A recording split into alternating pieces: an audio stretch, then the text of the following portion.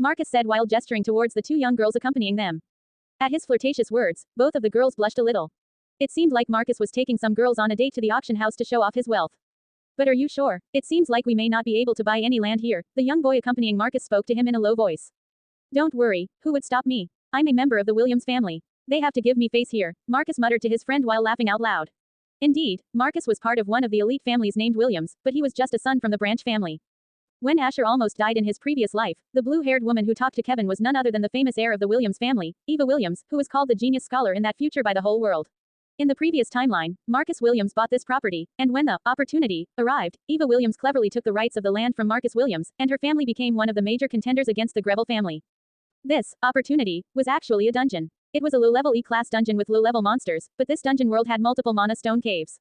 Even though mana stones were useless for awakening, they were used everywhere in the world. They were used as a power source, to enchant items, and to charge up teleportation gates. This world basically used mana stones as a fuel source, and Abyss Enterprises' main industry revolved around the constant supply and distribution of mana stones. The Williams family was also one of the few elite families that did similar business to the Greville. In his previous life, this dungeon cost the Greville family around 30% of its net worth of 250 billion AUR. This time, Asher would cut off the major business opportunity for the Williams. Come on, ladies, let's go inside, Marcus waved at the girls, who were admiring the whole auction house. Marcus took them to a VIP room, and his room number was 6. Meanwhile, in VIP room No. 1, Asher was sitting on the sofa, waiting for the auction to start. After some time, Harris Harkin got on stage and said, "Welcome to our auction, ladies and gentlemen. I, Harris Harkin, will be your auctioneer for today." Murmur. Other guests were surprised to see Harris himself hosting today because he was usually a busy person, but it seemed like today was a special day. Harris hosted today because he wanted to increase his network with the Greville family, so he decided to host the day Asher was coming. Seeing the chattering of the audience, Harris quickly started the introduction before wasting more time. Today, we have several mountain ranges and 2 special surprises for you guys, Harris announced excitedly. This news made the people who attended the auction happy. Marcus and his group were also happy to see this change from the usual. This was done because we have some special guests in the VIP room today, Harris announced. Hearing this, one of the girls got curious and asked, "Is it because of you, Marcus?" She said with shining eyes. Marcus was dumbfounded, but he saw the opportunity and decided to grab it. Of course, the Williams family is respected wherever we go, no matter who we encounter, Marcus said, spouting whatever came to mind. Both girls started praising him, which pleased Marcus, who was only there to show off to these girls. "Are you buying these lands?" the other girl asked. "Of course, I will buy one land and one of the surprises Mr. Harris will show today." Marcus originally planned to buy a land, but decided to impress these girls more. Even the young boy was impressed by his friend Marcus. "So let's start with our first land in a mountain range northwest of Soren. The starting bid will be 1 million AUR, and the increment will be 100k AUR each," Harris announced. People started to bid on this land, and Marcus also decided to play along. 1.5 million AUR, 1.8 million AUR, 2 million AUR, 2.5 million AUR, Marcus said from his VIP room. 100 million AUR, a voice came from VIP room 1. Nobody knew who was sitting there, but they were shocked at the bid. Even Marcus got startled by the amount. "Going once, going twice, sold to bidder VIP room 1 for 100 million AUR," Harris announced happily. A while ago, just before Marcus arrived with his group, Asher got curious about something and asked the system. "System, does killing the person tied with the opportunity also give me fate points?" No, killing the person who would claim the opportunity will not lead to any fate points unless they are themselves connected to the host's fate. So, if I go around killing my future enemies, will I get fate points? Asher asked in his mind. Yes, but the host should not kill their future enemies with a fate value higher than their own. And I would advise you to take their fate values as much as you can before killing them. Closing square bracket. Killing such a person will cost a huge amount of fate points. Closing square bracket. Killing a person breaks their fate threads and you cannot intervene or benefit from that. Closing square bracket. Asher got annoyed at this explanation because some of his plans would work better if he just killed some of the people early. What if there's no opportunity to take from the hands of a person? There were people who were already strong and were directly linked to his fate. There were no other ways to weaken them, apart from killing them. The host can also increase their fate by humiliating others. If the person hates or negatively views the host and the host defeats them in any way, and you can take their fate as your own. Another situation may arise, but the host's level is too low to access that information. This was a headache for Asher, but he just needed to play around with some people a little before killing them.